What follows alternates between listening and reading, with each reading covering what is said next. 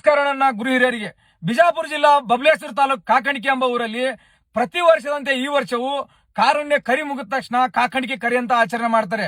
ಇಲ್ಲಿ ಏನು ವಿನಂತಿ ಅಂದ್ರೆ, ಅಲ್ಲಿ ಹೋಗುವಂತ ವ್ಯಕ್ತಿಗಳಿಗೆ ಹೋದ ವರ್ಷ ತುಂಬಾ ಗಾಯಗೊಂಡಿದ್ದೀರಾ, ತುಂಬಾ ಕೊಂಬುಗಳು ಚುಚ್ಚಿದೆ, ರಕ್ತ ಬಂದಿದೆ, ಇನ್ನಿತರ ತೊಂದರೆಗೆ ಈಡಾಗಿದ್ದೀರಾ. ಈ ಸತಿ ಈಡಾಗಬೇಡಿ. ಯಾಕೆ ಈ ವಿಷಯ ಹೇಳ್ತೀನಿ ಅಂದ್ರೆ, ಈ ಸತಿ ಕೇರಳದಿಂದ ರಾಜ, ಕೇರಳದ ಹುಲಿ, ಅಲ್ಲಿ ಯಾವ ವ್ಯಕ್ತಿ ಕೂಡ ಇದನ್ನ ಹಿಡಿದಿಲ್ಲ. ಅದಕ್ಕೋಸ್ಕರ ಅವರು ಈ ಕಾಕಣಿಕೆ ಕರಿಗೆ ಆ ಹೊರೆಯನ್ನ ತಂದಿದ್ದಾರೆ.